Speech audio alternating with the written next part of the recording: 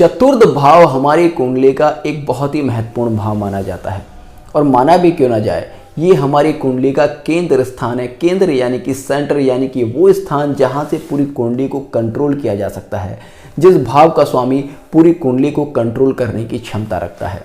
ज्योतिष मानता है कि केंद्र भाव और केंद्र भाव के स्वामी में शुभ फल देने की क्षमता अधिक होती है, यानी कि जब भी कोई ग्रह चतुर्थ भाव में बैठेगा तो वहां पर उसकी स्ट्रेंथ बढ़ जाएगी, और चतुर्थ भाव का स्वामी जिस भी भाव में जाकर बैठेगा उस भाव की स्ट्रेंथ बढ़ा देगा, जिस भी ग्रह को दृष्टि देगा उसकी स्ट्रेंथ बढ़ा देगा। चतुर्थ भाव हमारी माता का भाव है, चतुर्थ भाव हमारी इमेजिनेशन का भाव है, चतुर्थ भाव हमारे कंफर्ट का भाव है। तो ऐसे में चतुर्थ भाव अपने आप में बहुत ही ज़्यादा महत्वपूर्ण हो जाता है, क्योंकि मान लीजिएगा किसी व्यक्ति को माता का सुख नहीं मिला तो उस व्यक्ति के अच्छे जीवन की कल्पना भी नहीं की जा सकती, क्योंकि माता ही हमारी प्रथम गुरु है, हमारी प्रथम पाठशाला है। हम अपने जीवन में जो भी कुछ करते हैं कंफर्ट के लिए करते हैं, आराम के लिए करते हैं। जितना पैसा कमाते हैं आराम के लिए कमाते हैं, मकान बनाते हैं आराम के लिए बनाते हैं, हम कुछ भी खरीदते हैं वो अपने आराम के लिए। तो ऐसे में जीवन में किस व्यक्ति को कितना आराम मिलेगा, कितना सुख मिलेगा, ये भी चतुर्थ भाव ही बताता है। किस व्यक्ति के पास कितनी प्रॉपर्टी होगी, कितनी धन संपदा होगी, ये भी चतुर्थ भाव ही बताता है। चतुर्थ भाव द्वारा ही किसी व्यक्ति के मानसिक स्तर का आकलन किया जाता है।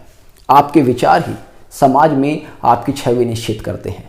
अब किसके विचार कितने अच्छे हैं ये चतुर्थ भाव के द्वारा ही जाना जा सकता है। और ऐसे में जब चतुर्थ भाव का स्वामी लगन में बैठ जाए तो कुंडली की स्ट्रेंथ बहुत ही ज़्यादा बढ़ जाती है, क्योंकि केंद्र का स्वामी केंद्र में बैठेगा तो सीधी सी बात है कुंडली की स्ट्रेंथ को बहुत ज़्यादा बढ़ा देगा। और चतुर्थ भाव जैसा स्वामी अगर प्रथम भाव में बैठेगा, क्योंकि प्रथम भाव हमारी बॉडी को इंडिकेट करता है, पूरी तरह से हमें इंडिकेट करता है, तो चतुर्थ भाव के सारे फल उस जातक को मिलने वाले हैं। तो यानी कि कुंडली की स्ट्रेंथ और जातक के जीवन में शुभता अपने आप बढ़ती जाएगी। जब चतुर्थ भाव का स्वामी किसी व्यक्ति के प्रथम भाव में बैठेगा तो ऐसे व्यक्ति को माता का सुख बहुत ज़्यादा मिलता है। माता के साथ ऐसे व्यक्ति के काफ़ी इमोशनल अटैचमेंट होते हैं। ऐसे व्यक्ति की माता और पुत्र के बीच में बहुत ही बढ़िया संबंध अक्सर पाए जाते हैं। एक लंबी आयु तक उस व्यक्ति को माता का सानिध्य प्राप्त होता है। अगर किसी वजह से चतुर्थ भाव और चंद्र बहुत ही ज़्यादा कुंडली में पीड़ित है, तब हो सकता है कि किसी को माता का सुख बहुत ज़्यादा ना मिले या माता से बहुत अच्छे संबंध ना हो।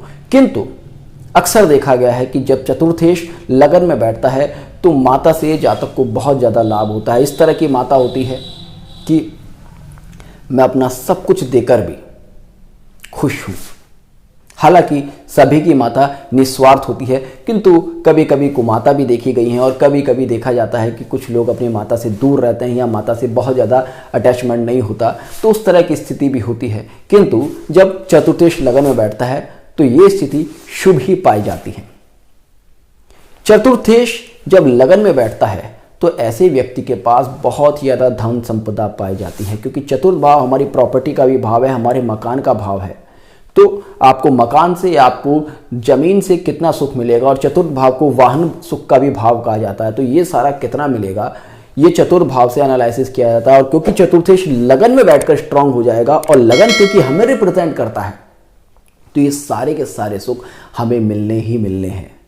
चतुर्थ भाव का स्वामी जब किसी व्यक्ति के लगन में बैठता है तो ऐसे व्यक्ति के पास अक्सर काफ़ी बड़ी एग्रीकल्चरल लैंड पाई जाती है।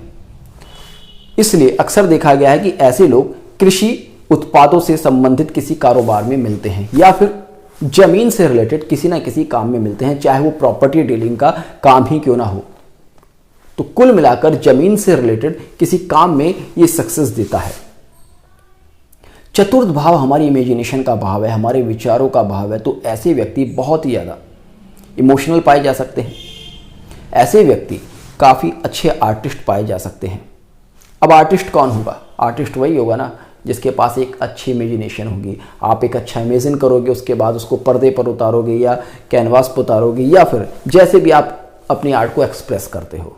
तो एक अच्छी इमेजिनेशन एक अच्छे आर्टिस्ट होने की पहली सीढ़ी है। तो ऐसे लोग अच्छे आर्टिस्ट मिलते हैं। हालांकि क्योंकि ये लोग बहुत ज़्यादा इमोशनल होते हैं तो इसलिए कई बार भावनात्मक झुकाव की वजह से या भावनात्मक कमजोरी की वजह से ये अपनी लाइफ में गलतियां कर बैठते हैं। किंतु ये नहीं कह सकते कि ये लोग मानसिक रूप से सुदृढ़ नहीं होते। ये लोग मानसिक रूप से सुदृढ़ जरूर होते हैं, किंतु भावनात्मक कमजोरी अक्सर इनमें पाई जाती है। इन लोगों को छाती से रिलेटेड, गले से रिलेटेड और जल विकार जैसे रोग होने की संभावना अधिक होती है।